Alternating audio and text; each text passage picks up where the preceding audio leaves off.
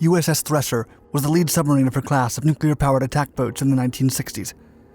Named after the Thresher shark, the U.S. Navy submarines had state-of-the-art features that made it the fastest and quietest U-boat of its day, significantly pushing the boundaries of Cold War technology.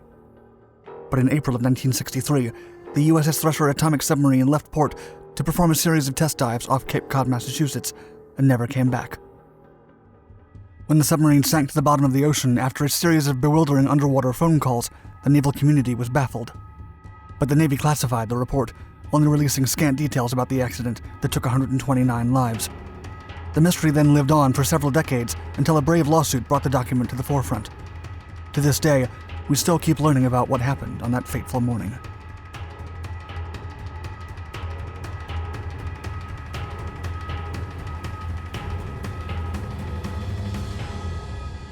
A Cold War submarine.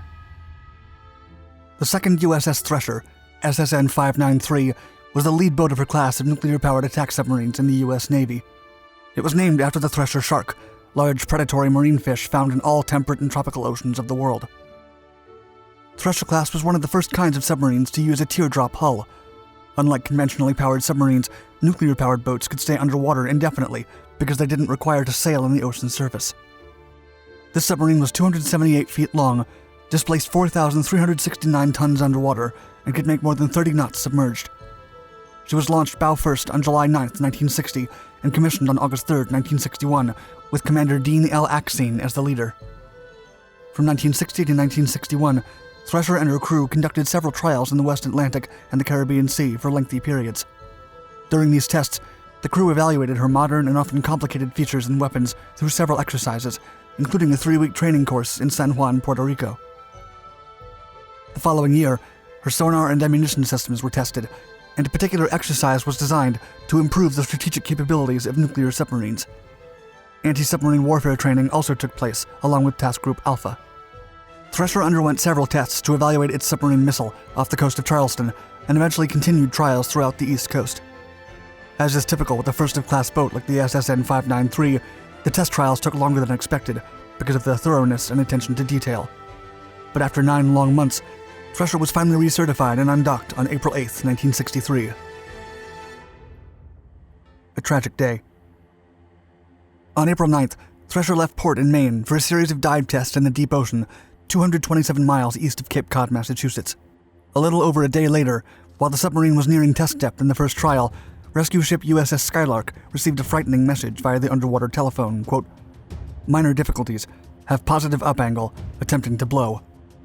A few moments after the call, at 9:17 a.m., an even more garbled message that included the number 900 was received. According to sonar technicians from USS Skylark, they could hear a mysterious noise like the rushing of air. Those were the last sounds the Skylark's crew heard from the new vessel. By the afternoon of that day, 15 Navy ships headed towards the area, and by 6:30 p.m., the crew's family members received the terrible news. USS Thresher was missing at sea. The following day, the Navy's top brass realized that there was no hope. The submarine was officially gone, along with her 129-person crew consisting of enlisted officers and civilian contractors. President John F. Kennedy was then notified of the incident, and he ordered all flags to half-staff for 4 days. The loss of USS Thresher remains the second most lethal submarine disaster on record, following French submarine Surcouf.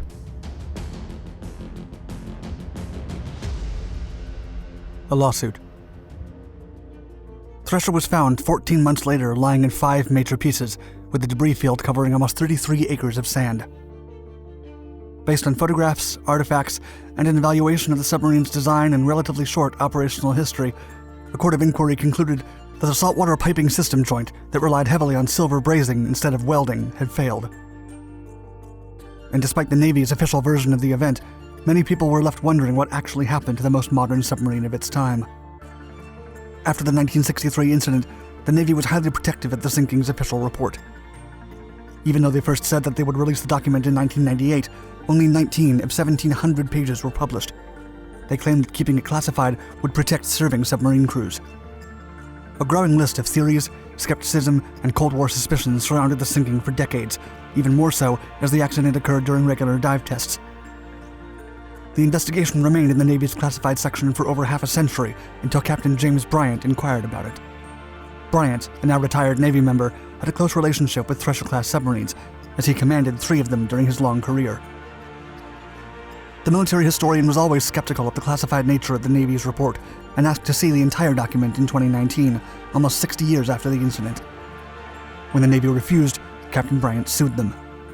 Then, in February of 2020, a federal court formally ordered the Navy to release 3,600 pages of documents as a response to a Freedom of Information Act lawsuit by Bryant. From May of 2020 to this day, the service has released documents in 300-page chunks. What really happened? The latest batch of documents, declassified in March of 2021, finally proved that the loss of USS Thresher was the result of a series of mistakes that included, but were not limited to, a joint failure. First, the Navy rushed Thresher into her fleet with an inadequately trained crew.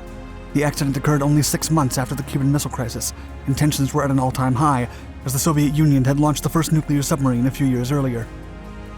The US government was under immense pressure to develop larger, faster submarines, capable of diving twice as deep as their World War II predecessors. Second, the Thresher's sinking was caught in between an increasing arms race and mixed with overconfidence in state-of-the-art systems, as well as inadequate training to handle them. The sailors and civilian contractors were too confident, and neither the crew nor the Navy itself ever considered that nuclear-powered submarines could lose power. Third, and perhaps most significantly, inadequate welding caused the piping to rupture, resulting in a leak that shorted the ship's electrical system. The crew couldn't reach the necessary equipment to halt the flooding, the ballast tanks didn't work as they should, and the poorly trained staff didn't react accordingly. As historian Norman Friedman told the U.S. Naval Institute about the report, Thresher had highly complicated machinery, and the crew had no choice but to react instinctively. It's believed that this chain of events led Thresher to implode 400 to 700 meters below the surface. The collapse took 1/10 of a second. Closure. The release of the official documents has benefited the U.S. Navy, as they have finally put to rest suspicions about a possible cover-up and confirmed that their secrecy was due to protection from Russian interference. According to Captain Bryant, now that the documents are declassified, submarine safety instructors can analyze them and discuss them among peers. He also recommended that any lessons learned should be taught to graduate students. As part of a Navy tradition, USS Thresher was never officially decommissioned. Instead, the submarine is said to remain on eternal patrol in the bottom of the ocean, as it never returned to her departure port. Meanwhile, the Navy is still dedicated to monitoring the site's environmental conditions, and as of 2021, Thresher's nuclear fuel remains intact. The loss of the Thresher-class submarine eventually led to a complete reorganization in the Navy's submarine force, possibly saving countless lives. In 1963, the Navy introduced SubSafe, a rigorous design review and safety inspection program during the construction phase of submarines. From 1915 to 1963, the Navy lost 16 submarines to non-combat accidents, and after the implementation of SubSafe, only 1 submarine suffered a similar fate. However, that vessel was not SubSafe certified. According to then Navy Chief Submarine Officer Vice Admiral Bruce DeMars, quote, "The loss of Thresher initiated fundamental changes in the way we do business. Changes in design, construction, inspections, safety checks, tests, and more. We have not forgotten the lessons learned. It's a much safer submarine force today. Thanks to SubSafe, the Navy hasn't lost a submarine in 52 years.